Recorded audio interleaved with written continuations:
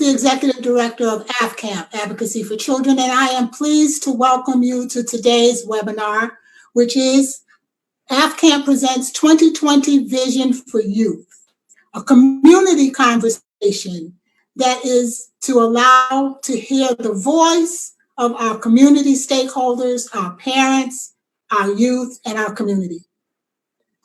The idea for this forum comes out of the work of our parent community expertise work group of the Juvenile Justice Policy Oversight Committee of the Legislature of the State of Connecticut. And I would like to take this opportunity to thank Steve Hernandez, the Executive Director of the Commission on Women, Children, Seniors, Equity and Opportunity, for being our co-host on this presentation. Behind this are our parent community education work group members, and I'd like to recognize them at this time. Tori Williams, Fred Phillips. I'd also like to recognize Stefan Palmer. And I would like to also recognize Latoya Cleghorn for the work that they have done over the past several months to bring this idea to the table, to develop it, and to fruition with support from our other supporters that are identified and will be further identified at the end of the presentation. And we want to just sort of share with you that our hope is that this will be a little bit different community conversation. Rather than starting out with our predefined content, we really want to hear what's on the minds of our community. What are the important issues that our families and our youth are dealing with? And so we also have, as a slightly different approach to things today, we're very fortunate that we have Mayor Luke Bronin with us today.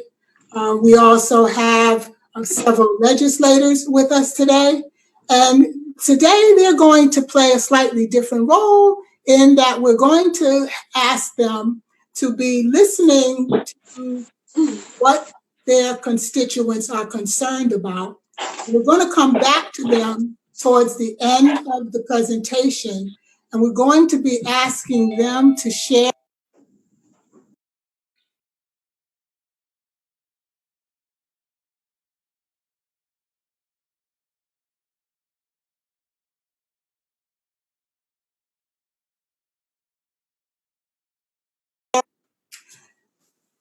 and we are going to have our legislators at the end of the presentation share with us some of the opportunities for policy reform that will be apparent to us when the special session comes in and also when the full session starts. So we also are going to be highlighting that we have youth sitting on our panel. We're going to have 3 groups in addition to the legislative group, and they will be speaking about their concerns, their issues on a number of different areas. We did, in our promotional materials, identify topics such as juvenile justice, education, inequity, inclusion. We talked about those just as examples because right now, there are many, many issues that are facing our city, our state, our nation, and our world. But we want to have a really honest conversation about what are the most important issues to the individuals who are participating today. I will share with you that in addition to the Zoom, we are broadcasting this to Facebook Live, and there will be opportunities for input both through the Zoom platform and through comments on Facebook. We're going to invite you, if you have questions and answers, to please put those in the question and answer or to the comments. So with that, I would like to start us off with a poll. And I'm going to ask that that be shown. And the question is going to be, I'm not sure, are we seeing that at this time? Are we seeing the poll? Here it is. So there are many critical issues facing our city, state, nation, and world. Please indicate the most important issue for you. And if you answer other, please drop this issue into the Zoom chat or put it into Facebook so that we can capture it. Youth and young adults? The hosts and the panelists will not be voting on this, but I would like to start with our youth and young adults who are under age 25. Would you please respond to this poll? Young adults and youth under age 25. Hello, Ms. Ann. I'm going to say that the most important to me is systematic racism. Okay, we will need you to respond by filling out the poll. You'll have an opportunity to indicate your preference there.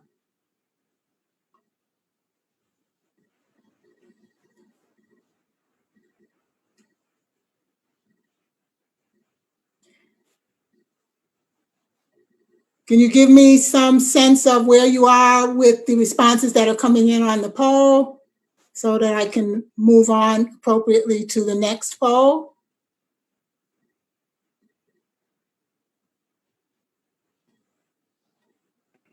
I'm all set, Ms. Ann. So now I would ask you to please post the second poll.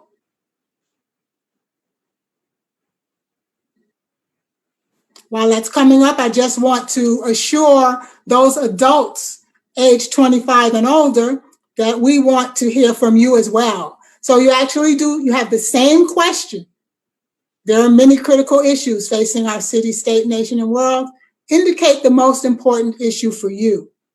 Remember that if you answer other, you will drop that issue into the Zoom chat or a comment on Facebook so that we can capture it. And again, hosts and panelists cannot vote.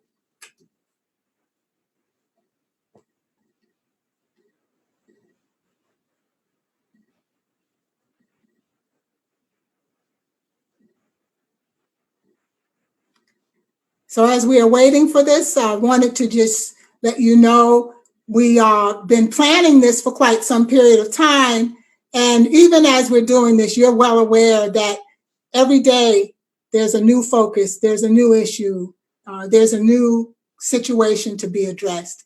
So we recognize that we have not captured everything, but we believe that we've given ample opportunity to hear from everyone about what the major concerns are for them.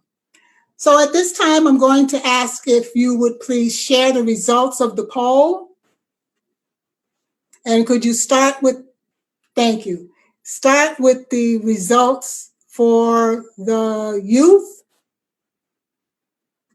And so when we look at this, there's saying that systemic racism is by far the most important issue for those participants in today's community conversation. 80%, so that's overwhelming. It has even doubled what the concern about COVID-19 is. And can you now share what the results were for the adults? And so it is interesting that systemic racism is also the most important issue for the adults that responded to the poll. But there's a close second in that equity comes in just a few percentage points underneath that. And there is such a correlation between systemic racism and equity. So thank you for showing those poll results. So we have an opportunity here to start to hear from our groups. I'm going to ask if we might turn to our group in which our youth representative, Joshua Fee, is joined by some other participants, including Mayor Bronin, and our superintendent, Dr. Leslie Torres Rodriguez, Brian Martin, a youth pastor and chair from Youth on Fire, and Taisha Jones, who is also another student. And so could you please share with us, how do you feel about the result of the poll that showed an overwhelming concern around systemic racism? What does that mean to you, and how do you feel about it? Hello, my name is Joshua Fee. I'm from Raising These Voices, based out of Harp Communities That Care. And when you think of it, racism is built into everything. So it's built to the system, and the system not built for us. So when you think of it, as the poll results, I'm not shocked, because simply racism was built to separate us from who was seen as more superior. So the way I see it as is that racism will always be the bigger topic in anything that we do. Thank you, Joshua. Someone else from this group, would you like to respond to the comment that we've heard from Joshua?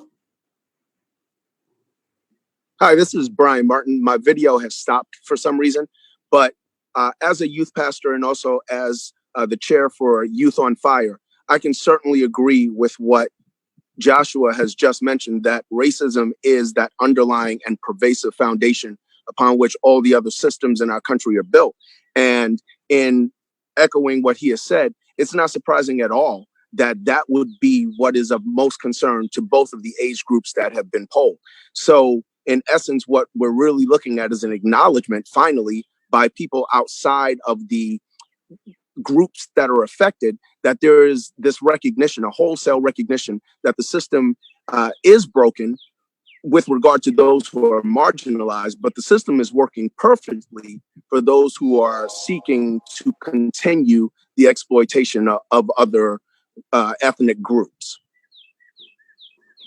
Thank you for those comments. Mayor Bronin, I'd like to ask if you could share a little bit about how the recognition of systemic racism is playing into the City of Hartford's plans and goals for your leadership. Thanks, Ann, and thanks for having me part of the panel. And it's great to hear the youth voices as a strong part of this. When we talk about racism, I at least usually think of something that's in somebody's heads and hearts. When we talk about systemic racism, it's how that racism is translated and reflected in policies and in systems that have been built.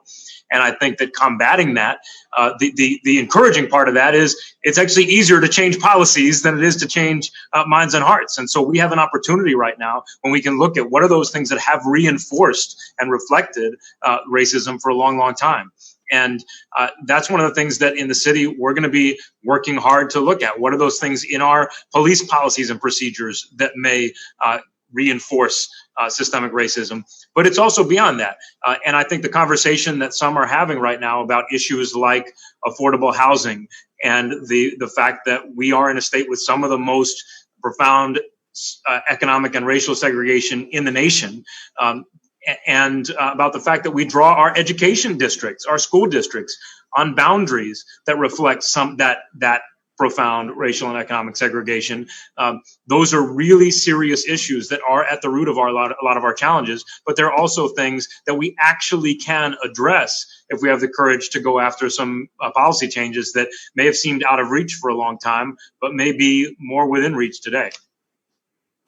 Well, you've given me a perfect segue to ask Dr. Torres Rodriguez about the impact of systemic racism in one of those systems where it is very prevalent and obvious, which is in our education system.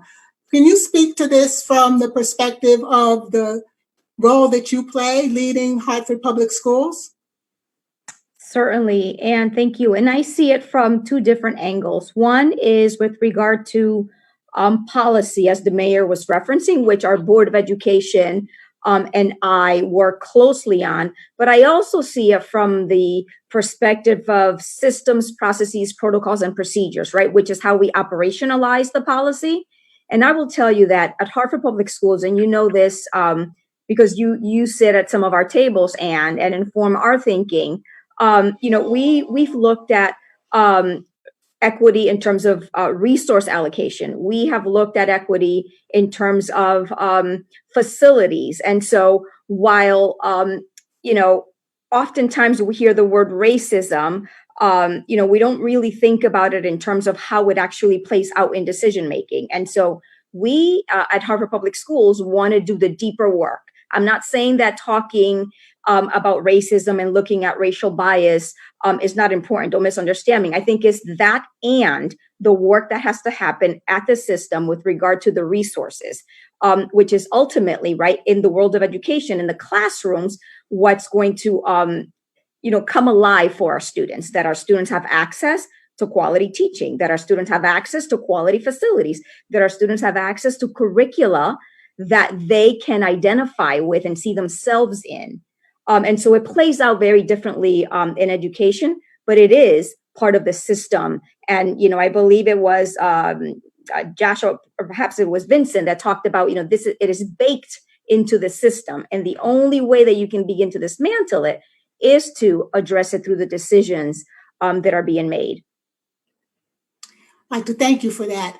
We are also going to ask Tashia Jones to please share her perspective. She is a student in a Hartford school, and she's a little bit on the younger side, and I'm interested in how this impacts her and how she sees it affecting her. Tashia?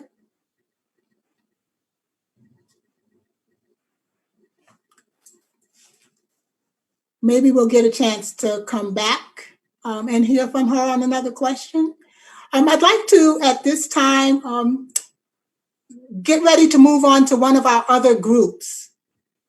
And so this is a group in which our student representative for this one, young adult, Nathan Mangual. And in this group, we're going to have Dean Jones, who's the director of Compass Peace Builders Community Relations. We also have a youth advocate from Classical Magnet Middle School. We have Nushette Black-Burke, the Chief Engagement and Partnership Officer for the Hartford Public Schools. And we have Tori Williams, a parent advocate and a member of our Parent Community Expertise Work Group, which I'm going to start calling it PQ because you know how much we love acronyms. So I'm going to ask you all if you could share a little bit around your reaction to what you've heard so far. I think with everything being shared is right on the button. I was also grew up in the system, grew up in DCF since the age of 5, and a lot of racism, a lot of favoritism, not with just the juvenile justice system, the education part, but also with the residentials and all the other facilities that, the children's homes and stuff. Definitely we need more education and more proper planning and more like outlets for this type of stuff. Definitely it's hard, but with the proper education and the proper outlets and stuff like that, we can make it happen. Thank you, Nathan. Nushette, if you might share with us a little bit of follow-up on what we've heard from Nathan around education. How can education play a role in equalizing? Thank you, Ms. Ann. For some reason, my video won't come on, but that's okay. Can everybody hear me? Okay, perfect.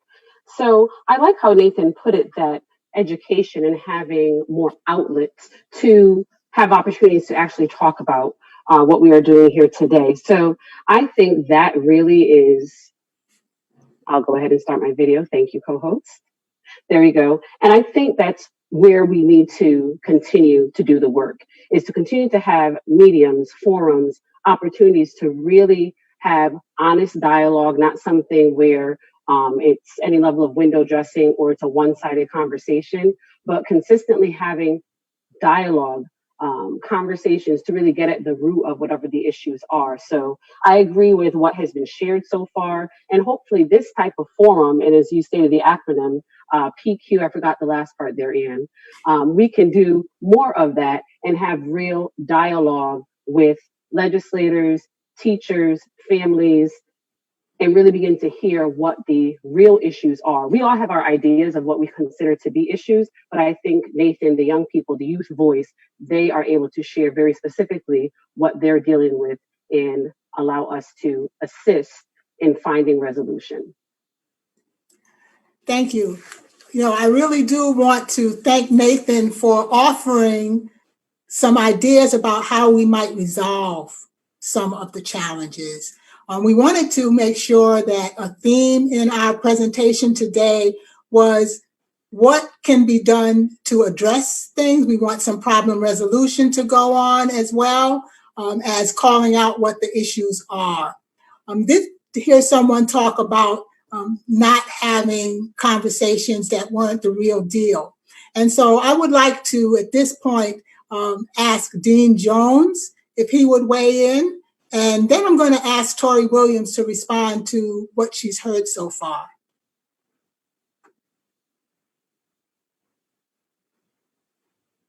We'll start with Tori. Thank you. All right. So Tori, a member of our PQ, would you tell us a little bit about what your interest is in working on the PQ, and what do you see as potential solutions to addressing systemic racism in the juvenile justice system? Well, for starters, I've raised 5 children and many other children as well. And most all my kids went to Hartford Public High School and Hartford Public School systems, and they didn't really have too many racial issues or anything like that going on there. Basically, I believe because it's an inner city school system.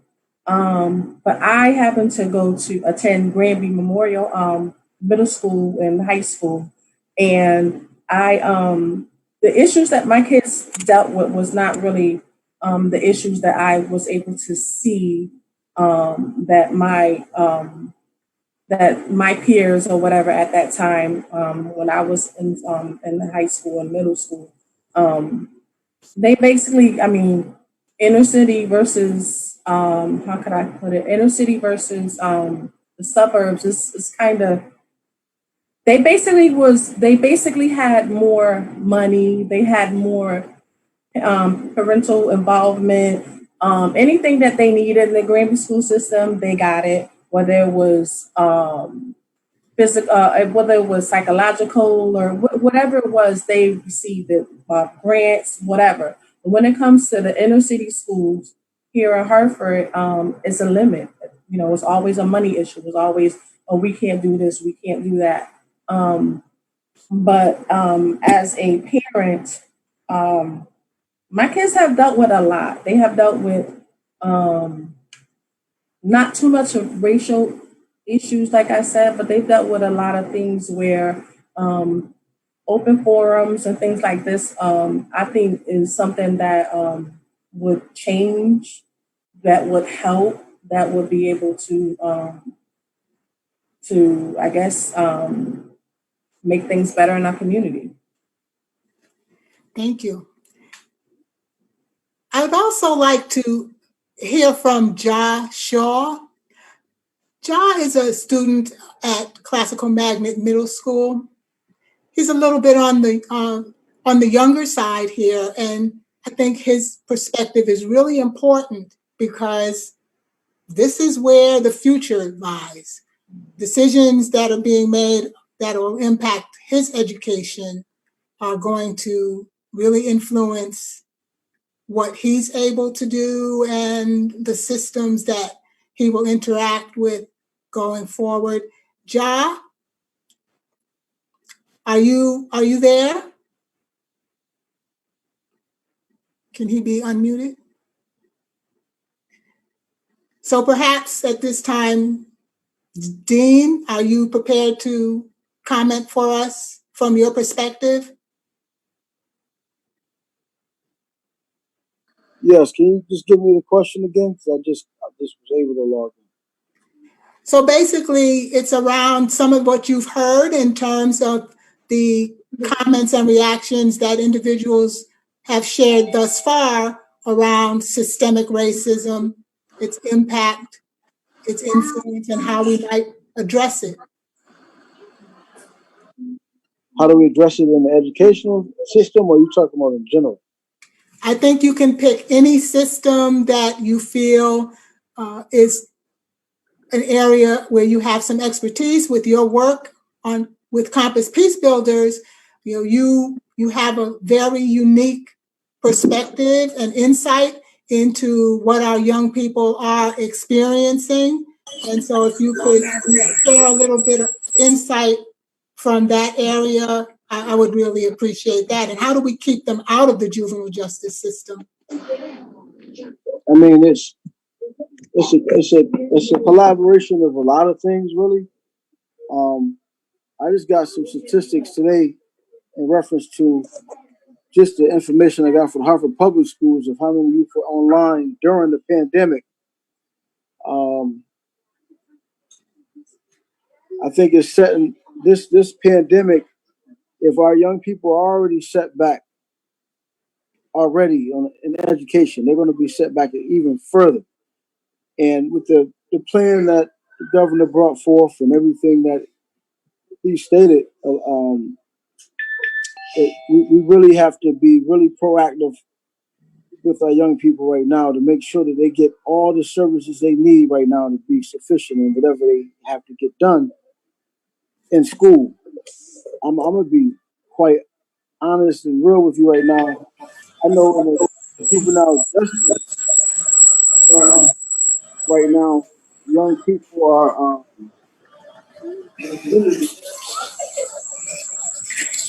they're suffering. There's been a whole lot of violence. Young people, the stolen car rate has gone up. We have young people who are just disconnected because even though you have a house, it wasn't necessarily a home. So we just gotta, as a community, we gotta come together and come up with better plans. When you are talking about coming up with better plans, and not limited to the education arena, but recently the Connecticut Juvenile Justice Alliance released a report and launched their campaign, Invest in Me. And they put forth some very specific themes that they had identified as part of the interviews that they've done across the state with young people. And in one of the recommendations, they did put that we should make efforts to decriminalize those activities of young people that don't pose a danger to public safety. And they also, in their recommendations, included that we make sure that we have in our system those resources and services that those young people need to be more stable. I'm wondering if you are at this point, actually, if there's anyone, either in your group or the group before you, who has an opinion about what kinds of things we can do to divert youth from the juvenile justice system.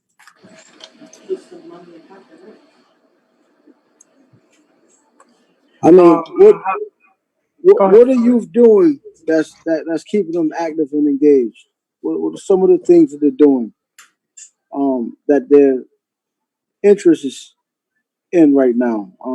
You got, I know the Compass Peace Builders, we have a unique program. We have a case management side that enrolls a young person in up to 4 years, and they get services that will assist them in their development and have a caring adult that will bring them to the next stages of their life. You have the Hartford Hurricanes and the Wildcats. That's a football program in Hartford that a lot of young people, I mean, they have probably in each program 200 youth apiece. I know in my own personal basketball program, I have about 60 to 80 young people that's engaged. I know that the YMCA has young people engaged, the Boys and Girls Club. So how do you, Hartford Proud Drum and Drill, how do you make these programs or these benefactors for young people stable and consistent? We got to somehow look at what's working. If young people are coming to programs or to practices or trainings or to programs such as Compass, and they're engaged, then the reality is it's all based in the relationship. So the diversion of juvenile justice first starts with the relationship of who's connecting with the young person that's making them feel comfortable. I mean, that's like one of the biggest concerns and issues that we have, I believe, in our community is the relationships. And we as a people can't just be so successful that we don't come back and get our people in a system in their everyday process. Thank you, Dean. I'd like to ask a follow-up question that sort of also plays off of a recommendation that has been made around our juvenile justice system and also crosses over into the education arena, which is this issue of school resource officers. And so part of looking at the Invest in Me is that we are looking at a scenario where we know that resources are going to be very tight. And I know that we have our legislators that are on our panel today, and these resource issues are going to come before them in the legislative session. So if you do have questions for our legislators, please do put them in the Q&A or put them in the comments section on Facebook, because our legislators are standing by to be able to respond to your Q&A, your questions, a little later on in the presentation. So the issue around school resource officers, when you talk about connections, is that there are many of the advocates who feel that rather than investing money in school resource officers, we should be investing dollars in those positions within the school system that can support our students better. For example, social workers, guidance counselors, behavioral health therapists. So those are the types of investments that would help to support students.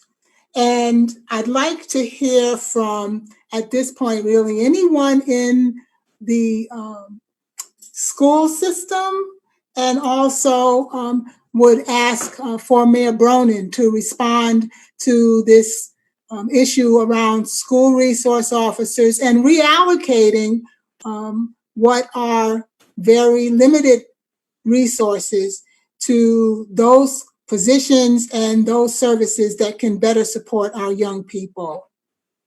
Superintendent, would you start us off? Absolutely. So first, I just want to clarify so that we have this shared language.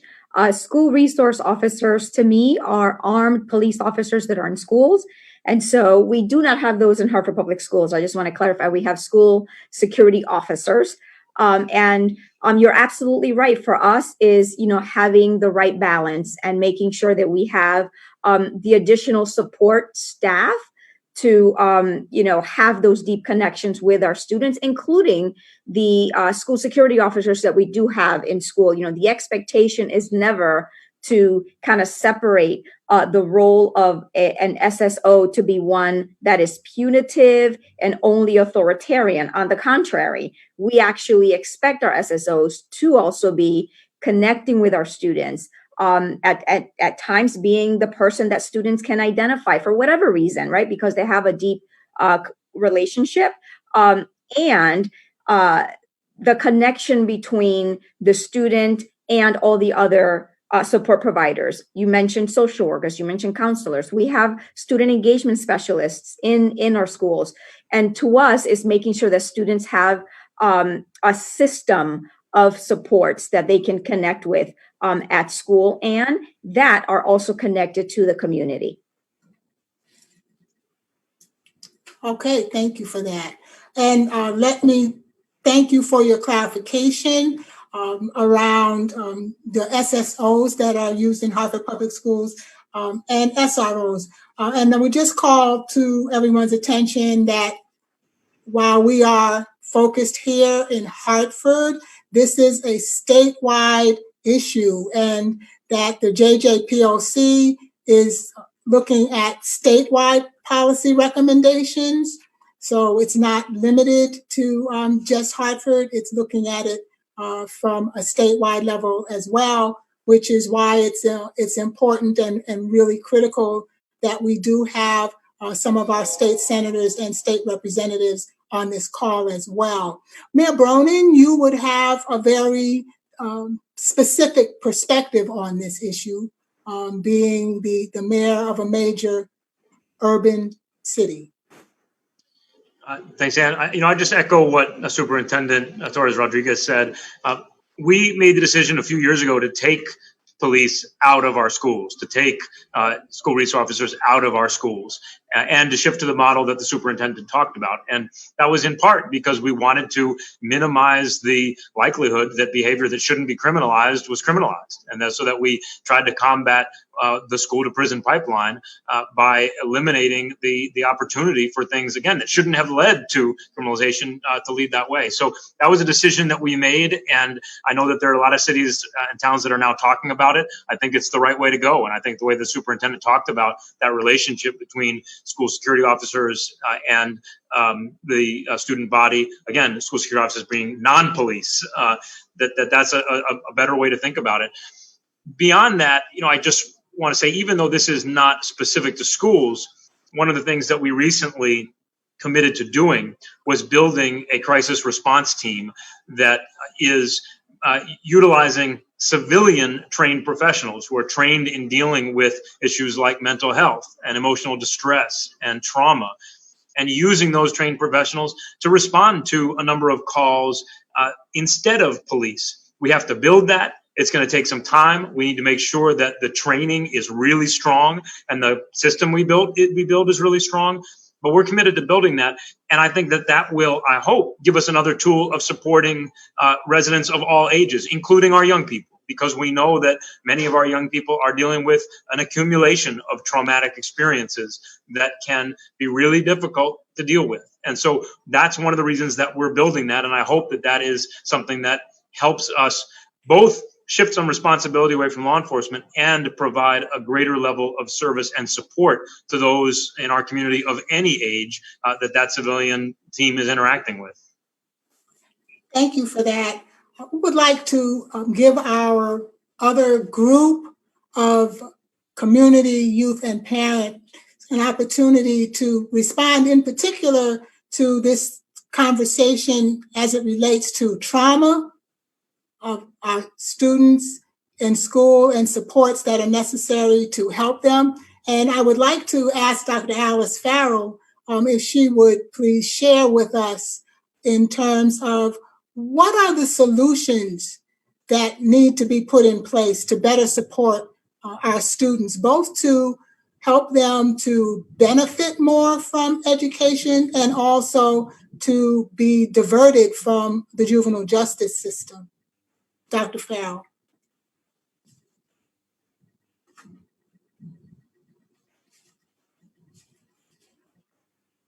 Thank you, Anne, and thank you. I appreciate hearing all of the various responses, and I just want to echo a few pieces as I springboard off to speak about the needed resources and support.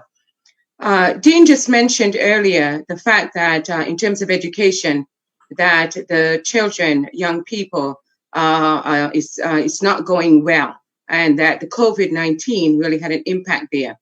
I've been thinking about that and writing about that because during the summer, we typically see summer regression, and we see that our young people lose so much of the gains during that 2-month period.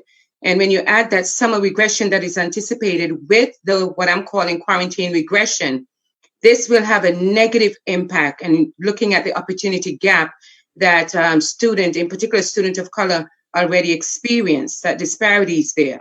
Right. And so one of the things that I want to piggyback on is the statement that was made not to have window dressing conversations, but really to have authentic conversation. And so if we're thinking about the school system, and I have worked in the Hartford and statewide in Connecticut for almost 3 decades. And when we look at reports, and going back now, back in the early 2000s, when I did my first presentation at UConn on juvenile justice. It was the first juvenile justice annual conference that they had put out. And when I looked at the Spencer report at the time, they had identified some pieces of work that needed to happen. 20 years or close to that later, the same reports suggesting the same type of intervention and same type of strategies. If you go through the legislative program reports, you will see the same kind of strategies and the same kind of issues. It's not a matter of needing more research, although we do need to continue because we need the input of the individuals who are now experiencing what many have in the past. But the reality is the research is specific to a number of the things that we have been discussing. And so when we think about political will, people will, we think about what is maintaining the status quo, what is maintaining the institutional racism, what is maintaining the systemic and structural oppression. We need to really get back to human agents to be real.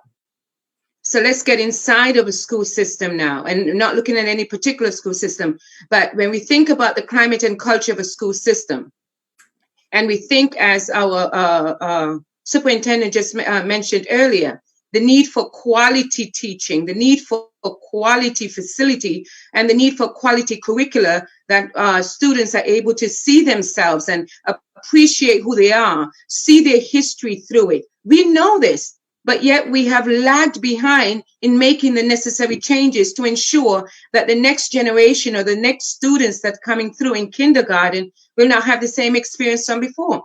We also have the issues even within the school system that has to do with white privilege. It's the reality. There is that issue where others may not necessarily feel that the people of color or students of color, although the research is need to have equity built into all of its structure, policies, procedures, and practices. And we do not necessarily see individuals who are classified and have the influence that has the white privilege absolutely vehemently saying that we will use our voices to influence and to dismantle institutional racism, which is, of course, maintaining so much of the inequities within the school system. So we can also think about, just stepping out of that for a moment, juvenile justice, mental health. We have the 2 tracks. Research is already there. We see the disparities. We see the disproportionality when we think about minority youth in the JJ system when compared to their true population rates or numbers.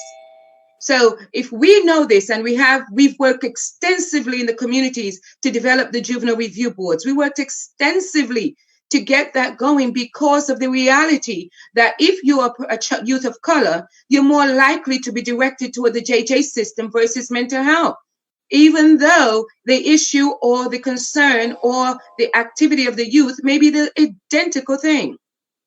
When we think about it again, I'll say the human agency component from an individual level. Within many of the schools, there's the diversity, inclusion, and equity focus. But more often than not, the equity piece is not really addressed. We have some superficial, very mediocrity and substandard focus on diversity and inclusion, but equity is barely getting anything. And so I'm proposing that there needs to be an extraction of it, or at least there's accountability built in. So anyone who says they're doing DEI work or that DIE work, that they make sure that they're looking at the outcome and what is exactly going on. Coming back now, just the last piece, and then, although I have so many other things, when we think about the culture, the operationalizing of the actual policies, and we think about the climate in terms of all of the relationship and all of the elements that make for social, emotional, academic development to be so strong, that component there, it's not really understood. And so we have right now, we're in a space where our young people are home and they were not getting it at the end of this marking period, all that socialization and that aspect of interaction with a caring adult in the school setting. They're missing that component. But thinking about going back, the young people need every school setting, every school system to make sure that they are engaging community members, diverse stakeholder groups in their planning and preparation for reopening of school, to ensure that their needs are being considered and the parents' needs are being considered, and to tap into the resilience and the expertise of parents and youth and faith leaders and community members as they begin to develop their practices. They absolutely cannot go back to business as usual. There's a need to enhance what is already happening in some schools and absolutely need to overhaul some of the practices that's going on currently if our children are going to get what they need, as Dean had spoken about. Thank you. Ms. Smith, can I say something? I'm gonna give you an example of what she's saying from my point of view. I went to a school in Hartford, and I probably had 25 young people in my 6th grade class, including myself. I know 6 of them have been tragically murdered. I know, and that's 2 females and 4 males. I know about 12 of us for sure have all been incarcerated, including myself. And the rest have coasted and made it through. I've come back around and made better choices and doing the right things. But when I look at those numbers, just from my class, my 6th grade class one, and I'm 40 years old now. Those numbers are kind of like still happening right now with our young people. And it's like what you said, Dr. Farrell, it's just the practices have to change and our people just have to kind of like stand up and see what's best and how can we look at the policies and look at the community and look at the equity so that we can all be considered equal in this day and age. And that's just real talk. I can go on and on and on about it, just why a lot of this stuff is like that from my point of view of what I'm studying. But that's just what I see right now. Well, thank you. And that's right now too as well. Yeah. And thank you for sharing that perspective. And you actually give us a nice segue into asking whether we could now turn to the warden for the Manson Youth Institute. Warden Malden, thank you for being with us this afternoon. From the perspective of someone who runs a facility where young people are now ending up within the adult system, not even just the juvenile justice system, but from your perspective, what kinds of things can we do so that we have zero population in your facility? Close to zero, as close as we can get. Good afternoon, everybody. Thank you for the opportunity to be on the panel. The question that you pose is one that probably would take hours, years, months to answer. But so our focus here is giving youth the opportunity to reinvent themselves and prepare them to go back out into society and be productive. With that said, one of the constant themes that we see here is the resources on the front end.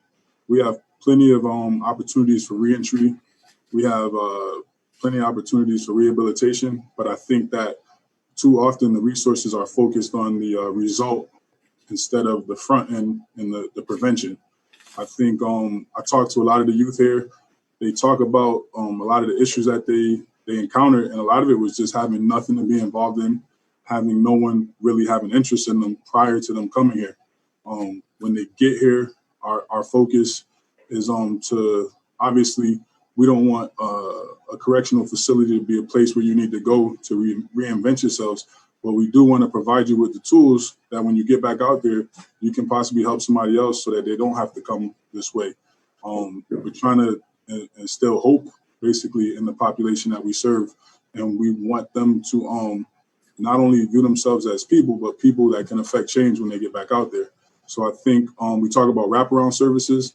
That has to be from the front end to the back end.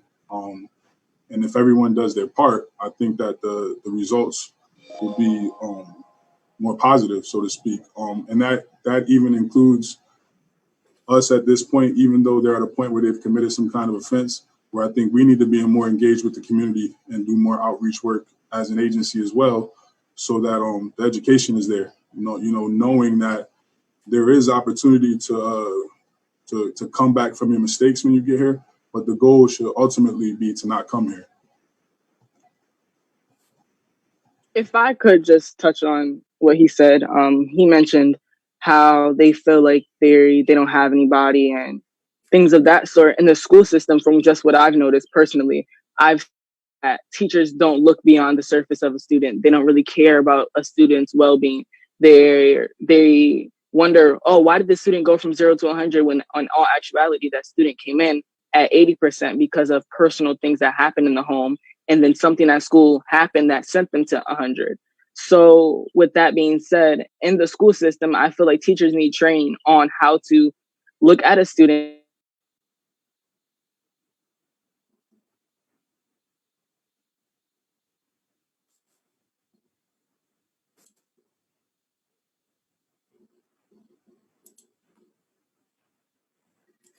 So it looks like we have some technical issues. I'm sorry. I'm in Chicago. It's a storm going on right now. But what I'm saying was that teachers need to look beyond the surface. They need training to look beyond the surface to see that something is going on with the student, and whether or not they have the right methods to help that student out. There are guidance counselors, there are behavioral technicians that have the means to do so, to help this child out so that they're not carrying on the baggage when they walk in the school building and when they walk in that classroom, because school is supposed to be that environment that not only distracts you, but takes away from what's going on in your personal life. Can I say something? I'm sorry. I'd like to follow up on Joshua's point. I'd love to hear from you if it's going to be in line with what we've just heard from this young man. And I'm not sure if you were speaking to me, but I would like to say something to Joshua's point about the trauma and training. Would you please? Okay. So Joshua, you're absolutely right in terms of teachers, but all school personnel absolutely need training When we're thinking about trauma-informed care and approach, it is absolutely necessary for them to get that training, to understand how to be trauma responsive, to have curricula that has and include trauma responsiveness, that also have the cultural responsiveness embedded, but not just the school system, absolutely all systems, including community system, including faith community, all systems, because what I've seen in my years is that we can do some of the great work of trauma-informed care and approach in one system, but then that person is not staying in that system alone. They cut across based on their basic needs and everything else that's going on. And so they get wonderful trauma-informed, responsive care here, maybe in the school system. They go to the mental health setting and it's absolutely not, they're being re-traumatized. Or they go to a physical health care setting and they're traumatized. So I'm saying that the entire system, our entire community, from a community level, block, neighborhood, community, state, entire system need to become trauma informed. But not only that, but have the trauma principles understood, and that also they're able to take that information and make sure that everyone understands the social emotional development aspect of children. So we're taking all of that into consideration across all systems. Thank you, Joshua, for sharing that piece.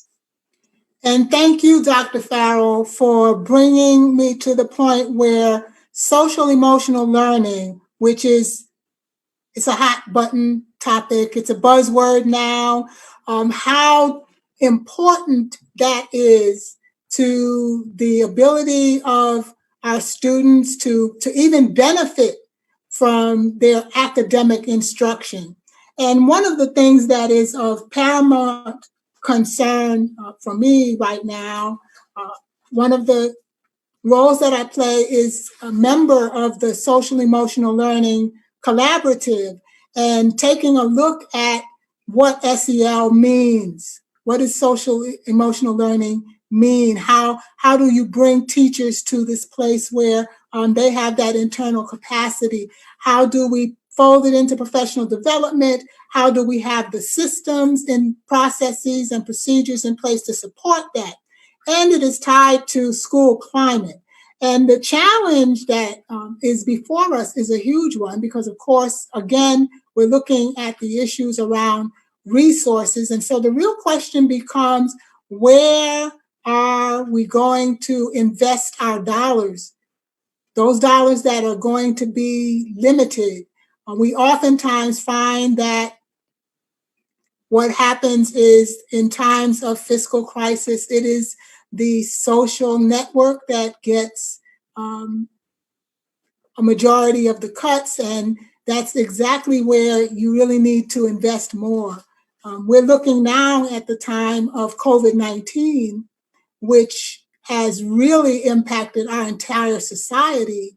And so now it's not even just those from the communities that were already at a disadvantage and were already being negatively impacted by systemic racism, but you have that now compounded, and it does cut across all systems. So what I'd like to do at this point, actually, we wanted to make sure that there was another opportunity for participation by our attendees, both on the Zoom and on the Facebook. So I'm going to ask if we might share right now our word cloud. And we've had some honest conversation here, and sometimes that's difficult to have. And so I'd like to have us do this word cloud, because we talked about many of the systems, and some of them were touched upon. We heard child welfare, we heard behavioral health, we heard juvenile justice, and we heard education, and there are so many more. If you think about our children's behavioral health plan that we have here in Connecticut, there are 12 state agencies that sit on that. Just imagine 12 state agencies that touch our child behavioral health system. And there are some state agencies that probably should be at that table that aren't right now. So it's even more than that. So the question that I have for all of our participants today is systemic racism. Name the Connecticut systems where you see racism limiting opportunities. And I want you to come up, you're free to come up with 3 different entries aloud. And we want to see what the response is going to be across the different groups that are represented here on our call today. So if you would please proceed with the word count. Sorry, with the word cloud.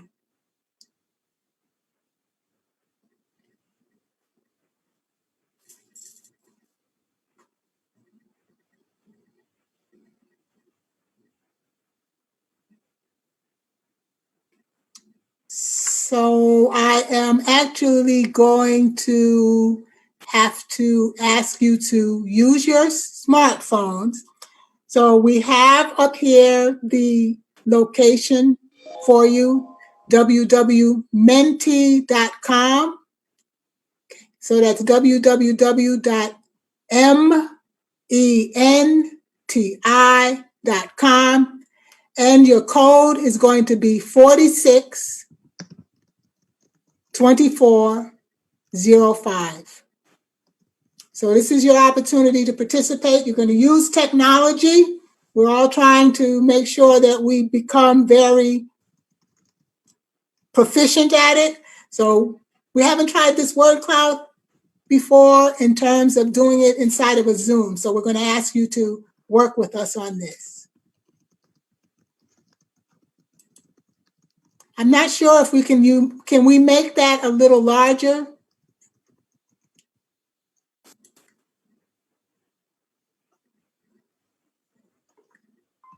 Okay, can we make the address for menti.com? Oh, we're getting some.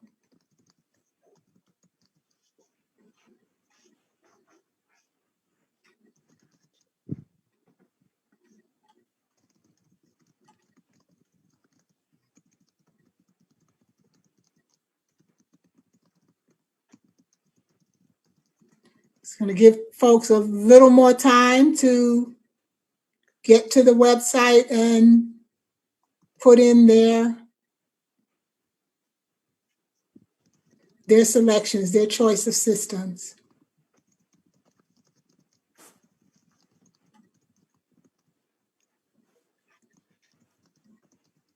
Okay.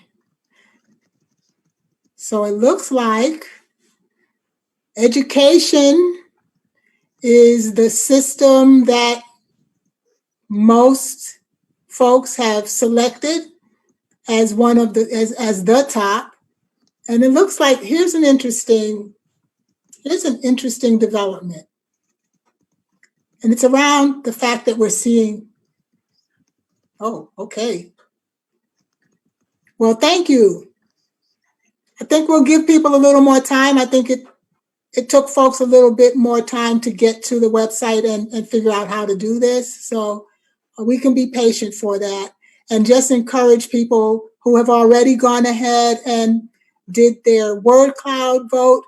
If you have any questions and if you have any Q&A for our legislators, please remember that we'll be turning to them shortly to ask them to share from their perspectives what policy changes, what legislative initiatives they're hearing about from the conversation today that they can take back with them when they go to a special session and to the full session in January.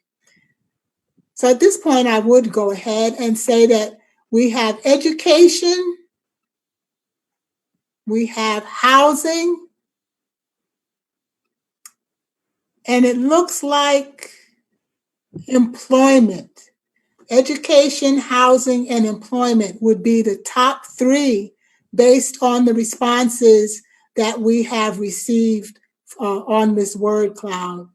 And this is not to say that any of these other areas are not important as well. This is just saying where this group is feeling that these are key areas right now. I would like to just really hone in on housing, because in the midst of the COVID-19 pandemic, there was some relief offered in terms of housing stability for those renters and also for those homeowners. But that expires July 1, and we haven't heard much about there being any extension of the eviction protections and waivers. So that would be a question that I actually would have for the legislators. And then here's our second word cloud that we're going to do. Coronavirus pandemic. Give one word to describe how it's made you feel. One word to describe how the coronavirus pandemic has made you feel. Again, we would ask you to go to www.mentee.com and use the code 462405.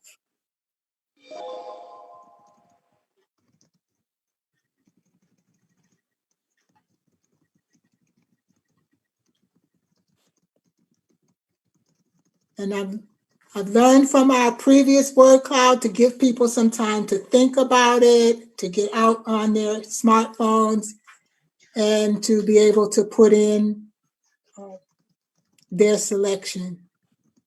We're seeing some interesting, we're getting some interesting descriptions of how people are feeling.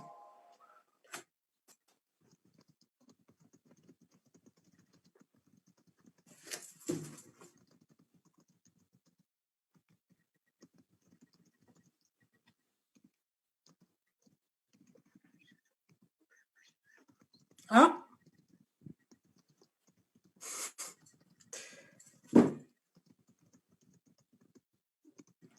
So I'll have to say, while we are waiting for people to respond, that something just came across on my text.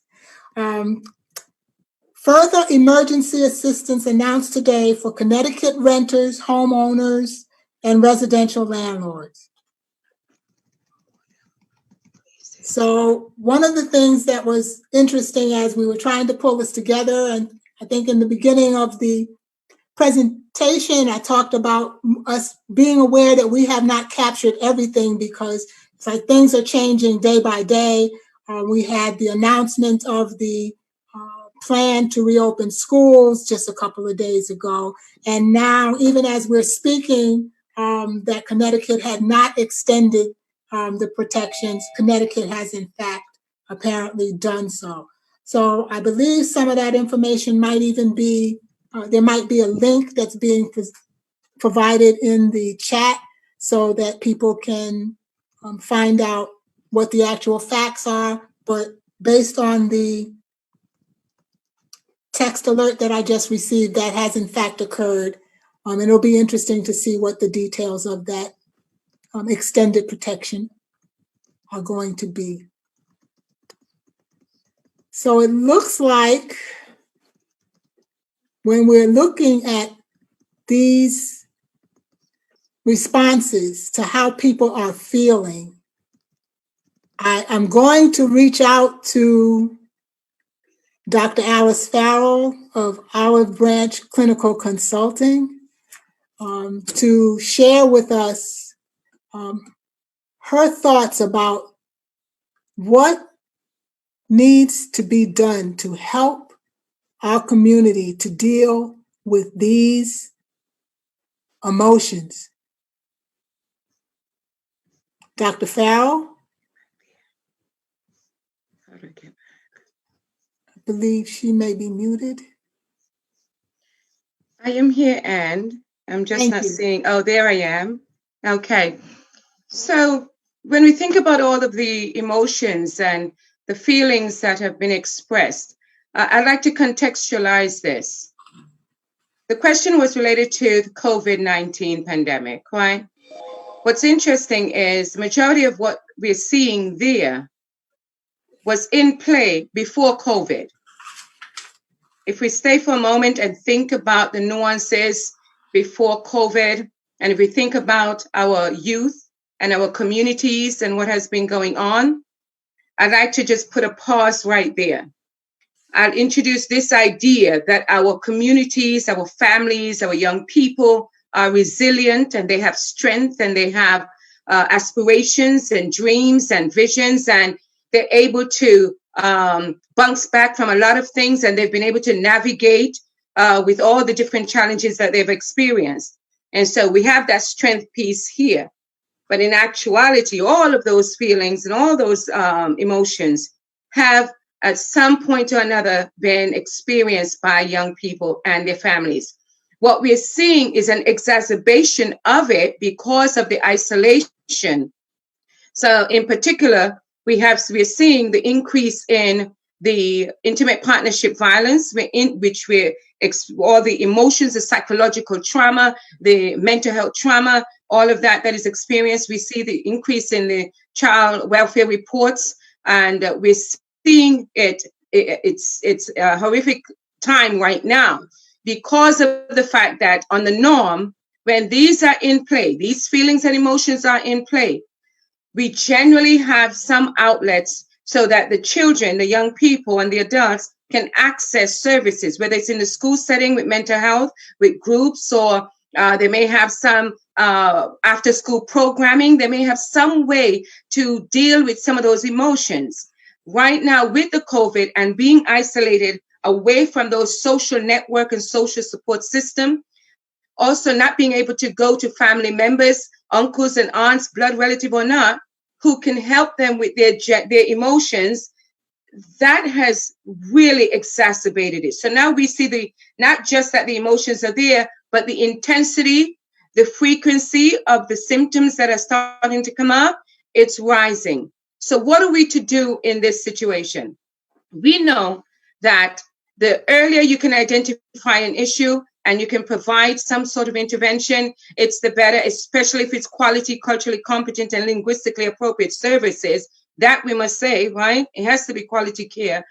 We need to make sure that whatever possible ways of communicating and contacting, that we begin to think broadly of how to maintain the contacts with our children, our young people, and our families. For family members, that means we also need to outreach to our loved ones more often, more frequently than we used to, because of this increased and intensified emotion that's going on within us.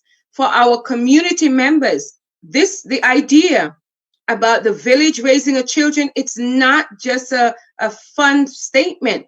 It's the reality. It's now more than ever that we need the village, the community members, the neighbors to be the eyes and the support for young people.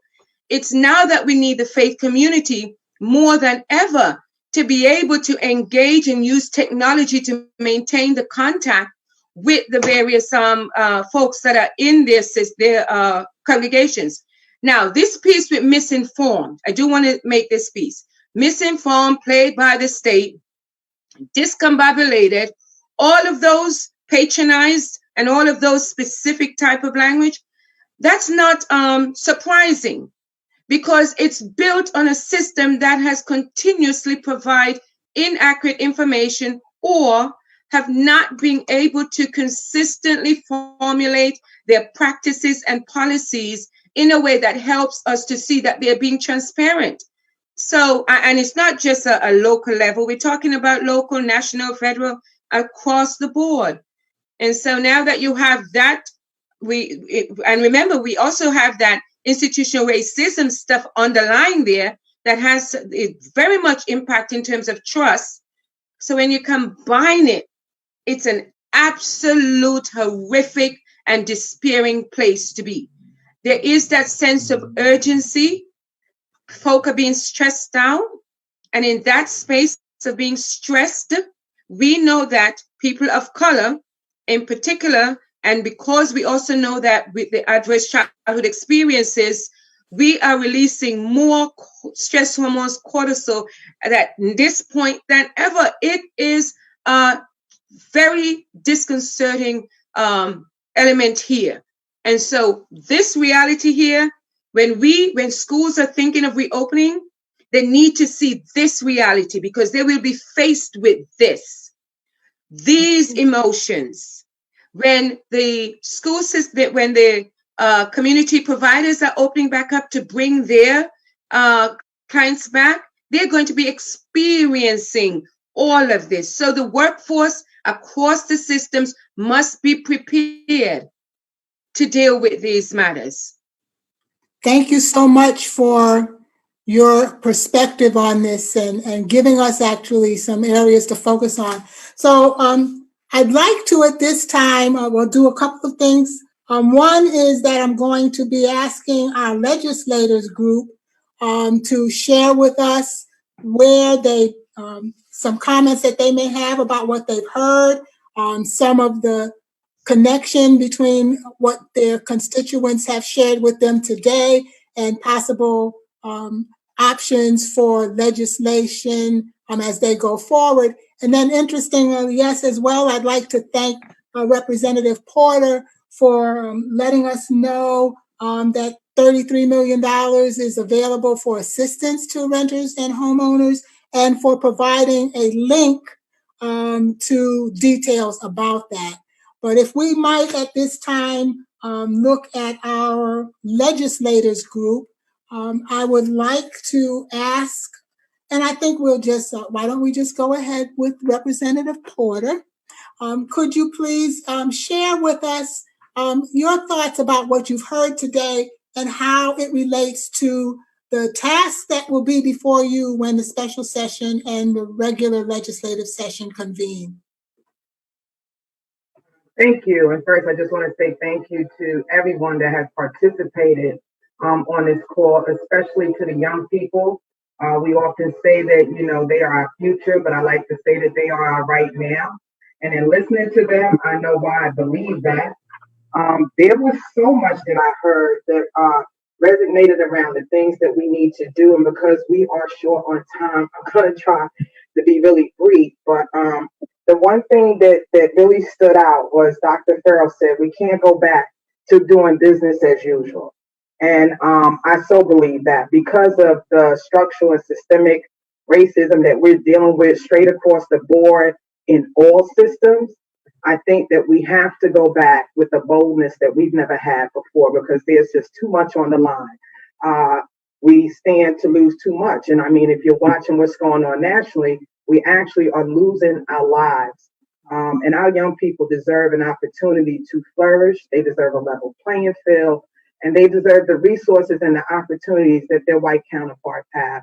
And until we address the elephant in the room, I don't see that happening. The biggest concern, or one of the biggest concerns that I've had, was touched upon with the summer regression that we usually see, compounded by the what we're calling the COVID regression. Our children start out behind the 8 ball from kindergarten, from pre-K. We're graduating high school students that are literate. So how do we address what's going on with COVID, post-COVID? And I think that we really have to pay attention to our resources and revenues and looking at funding in ways that we've never done before. We know what we need to do, and it's time to get it done. I say no more political compromises. Thank you for your comments.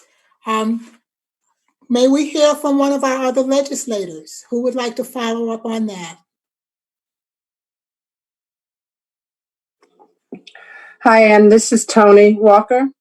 And I just want to jump in very quickly. And I thank everybody for this opportunity. I think this is fabulous. And I hope we do this again. But as far as the things, I think Dr. Farrell really hit on it. We need to give our kids social and emotional support. And that's something that we are not getting because of the fact that a lot of the resources have been taken away from it. And yes, we have put services in the back end. We need to put it in the front end when kids are starting in school. We need to make sure we get more minority teachers involved in this because kids need to see people that look like them, instructing them and really galvanizing their interests. We need to encourage them. We need to give them the opportunities for employment as they grow. Example, we're just trying to get all of the money out right now to give them summer youth employment, because right now they've missed 98 days of education. But education also comes from learning about working and things. And that's something that we're just getting that release out, and that will be released tomorrow. And that money is going to be given to all of the different workforce investment boards to engage in youth employment. But we got to make sure it gets to our communities. That's where the most of those dollars need to be invested in, and giving the kids an opportunity to connect with other businesses to see where they can go and develop and grow with themselves. I think all the kids, Tori and Joshua, that spoke were phenomenal because they talked from their heart. And those are the areas that we really need to focus on. They want support, they want action, and they want to have a future that's going to say they are the number one person that's involved. It does take a village to raise a child, but in this case, the state needs to be part of that action. They need to provide the resources. They can no longer cut the resources out of the program and say that those are not attainable at this time. As Representative Porter said, this is the time for us to push. So we ask all legislators to ask all people who are on here to contact their legislators and let them know what they need to have: education, employment, housing, opportunities for families to thrive, not just exist. I think one of the things that we see is the fact that many of the parents are struggling with multiple jobs. So that's also a problem that causes the kids to be separated from those that can give them this emotional support. So I hope that we will get together and support each other and say to the state, it's time that the major investment are the children of our communities. And the major way we do it is by putting the resources and not telling us it's not the time. This is the time. And if that doesn't happen, then we need to be able to stand up and say that nothing will happen. Thank you. Thank you very much. I've heard education a couple of times in the comments, and I know that we have one of the chairs of the Education Committee, Senator McCrory. Hey, how you doing? Doing well, Senator. Hey, well, first of all, I want to thank you for hosting this event. And I also want to thank the young people for expressing themselves in the manner in which they did. You are outstanding. And it's always good to hear from our young people because their words are always authentic. One of the critical questions that was asked earlier was about, and one of the biggest concerns was racism. And I look at it this way, like racism is so much a part of American culture that when you fight against it, people think you're fighting against America. So when you see people outraged in the streets about what's going on, they're fighting the original pandemic, which is racism, which this country is built on. And it plays itself out in not only in education, like we said earlier, but in housing, in economic development, in the criminal justice system. It's all a part of it. So it's hard to choose when you say, well, which area is affected most? It's all of it. It's all systemic. And it's so much a part of what we are that, sometimes we get immune to it. And then sometimes we just have to figure it out. And what the people on this panel is doing is trying to figure it out so we can have a better society for all our children. I love what Dr. Farrell. Dr. Farrell, I got to get your contact information. I need to talk to you. Because I don't know anyone who has expressed it so well about what type of child you're going to see back in your classrooms in September. This is not the average. This is not the normal child. And if all our systems are not in place to deal with those children, like you said before, even before this pandemic, they had access places to go to. Now they haven't had that in 6 months. They have witnessed their children. I mean, not their children, but their parents and grandparents dying before them. They have witnessed their parents lose their jobs. They're going back to so much uncertainty that every system in place has to be there for them. And we're going to have to bring in people who we normally don't utilize in our systems to help our children through this process. And that's a whole nother way of rethinking how we do our education. I heard about the lack of or not having resource officers.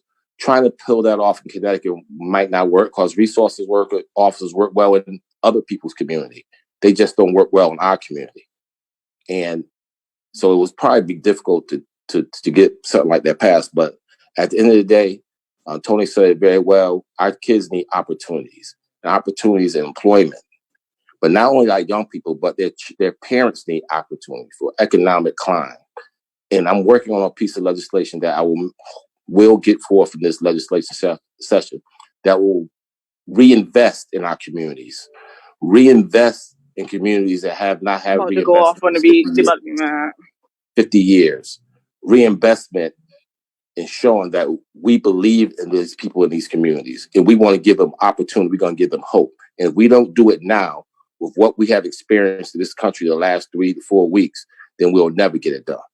So I'm excited about going to work for these young people, and I'm excited about making sure all our young people have opportunity in this state, in this country. Thank you. Thank you, Senator McCrory. And Senator Winfield, you will be closing us out this afternoon. Yes.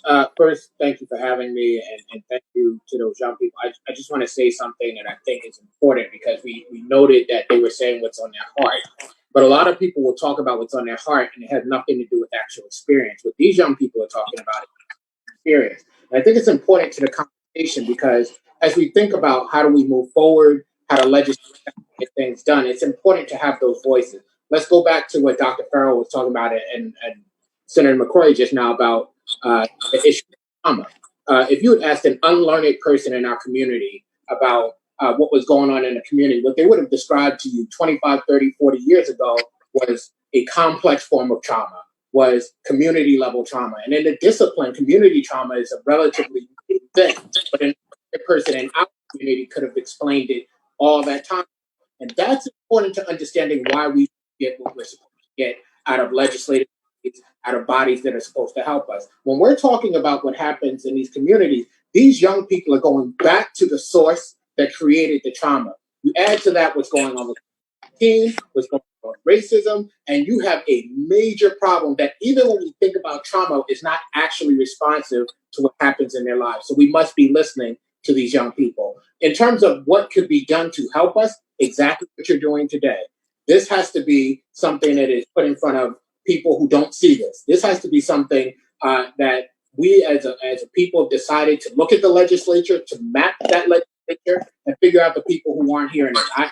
I live in this community, just like the community people. I hear it every day, but many of my colleagues don't. And while we don't live in those communities, it doesn't mean if we look at the legislature, we map it, we don't have anybody who does, and we can get that person to do the work of pushing on their legislator.